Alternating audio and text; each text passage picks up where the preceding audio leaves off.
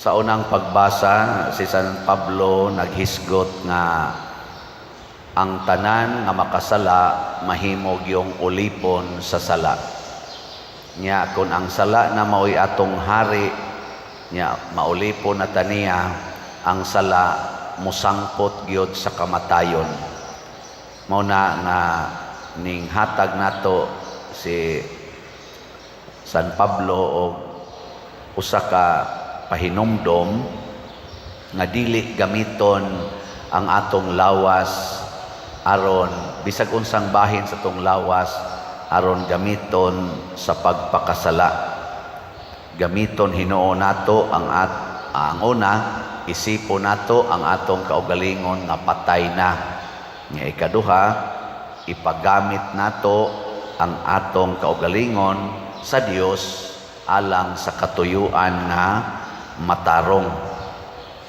Musta maron imong lawas kinsa may nagamit ana. Ang imong kamot, ang imong mata, ang imong bakba pananglitan unsa may imong gigamitan, buhat nga matarong o buhat nga dautan. Ana kamong mga bata kanang inyong mga tudlo og mga mata unsa gigamitan, mangadji sa rosaryo, manglaba, manghugas, o sige lang tulpok anang cellphone, sige lang TikTok. Kanang imong lawas usa ka babae, gwapa-gwapa mangyud ka, nindot man kag lawas, unsa may imong gigamitan ana aron pag-attract sa laway nga hunahuna, mo na mag short na ka, mag say tawagan ng inyo rong isulob nga mura na lang og bra dire, mura na lang mo tube, nindot ra ba sa tanawon usahay niya mabuang sang pare niya unsa man na mao ka na ang paggamit sa lawas kanang pagpakita ng inyong hapit na mga kita na diring mga kigul angkas anang motor nga igwad pagyud kaayo.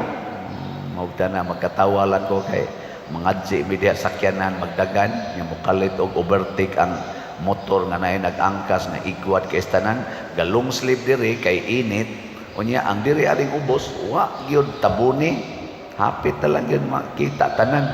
Sus maputol in taon ang atong pangadji nya unsa man ang pagkagamitan ana. Ang mahal nga Birhen Maria gigamit niya ang iyang lawas sa pagluwas sa kalibutan. Mo na nga nisud niya ang Ginoo, gipasud ang Ginoo. Unya kun ato nang buhaton maluwas pud ta. Kay matod pa diri sa atong tubag sa Salmo, ang atong hinabang anaa sa ngalan sa Ginoo. Ang ngalan sa Ginoo mao'y atong pasudlon, dili ang atong ngalan atong i-promote. Na ang ato karong mga politician sa barangay elections og iske, kulba na ron ilang lawas kay yay daog ba ko ani, pildi ba ko ani, ay kabalaka ng pildig daog, di na mo'y isyo. Ang isyo ang atong lawas ba gigamit ba nimo sa kaayuhan sa barangay, sa imong mga katagi barangay, o imo ba kang pahimuslan ang maong barangay aron lang madawat nimo ang gahom, ang kasikat o kahaba Hinoon in quotation basig kwarta.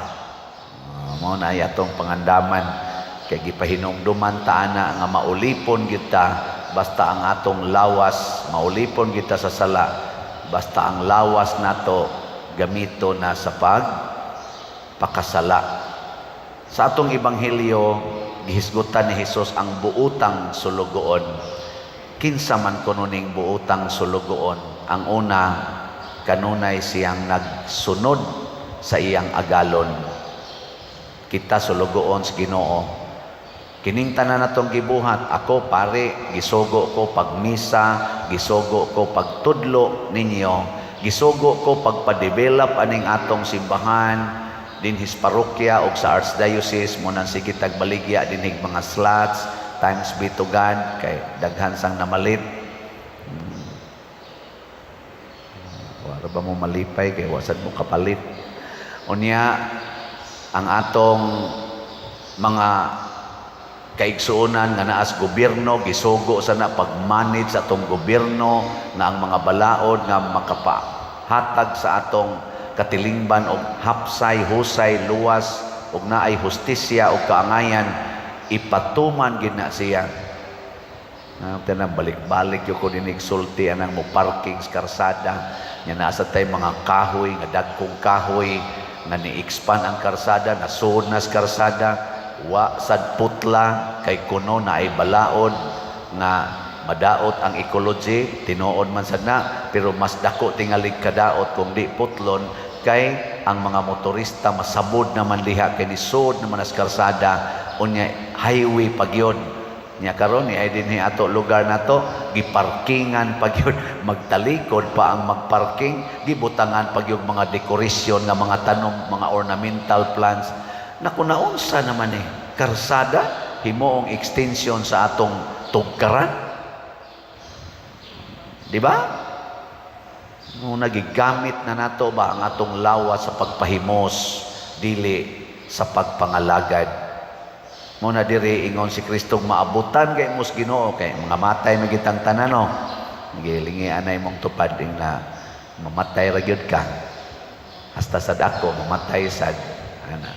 Inig-abot na ni anang taknaa nga mamatay ta. Mao man sad na ang gitawag og pag-abot sa atong agalon sa atong kinabuhi. Matod pa diri tagod-taguron mo sa inyong agalon. Latoson mo sa inyong agalon kay nasayod mo unsay angay buhaton nyawa ninyo buhata tagod-taguron og latoson. So hinaut unta ato ning matngunan nga dili ta matagod-tagod sa atong agalon. Masayod unta ta nga paninglan gid ta do nagigitawag og accounting ngadto sa atong Ginoo sa atong mga binuhatan. Sige, katapusan ninyong lingi anang imong tupad karon ingna siya gusto kang tagod-taguron. Yung isang dili ingna kinahanglan na kita manghatag sa atong mga bahandi ngadto sa uban iapod-apod kuno matod pa diri tugyanan siya pag-apod-apod sa mga pagkaon sa iyang agalon ngadto sa iyang isig kasulugoon pagkanindota mahunong gid unta ning gubat kun dili mag-inilugay ang Russia ug ang Ukraine ang sana Hamas ug ang Israel ug uban pang mga nasod kung di na lang kita mag-inilugay maghinatagay lang kita mahunong gid unta ning kamatay sa gubat kanus apakaha sugda nato karon pamalit mo padayon og slots di ba sige manindog na ta.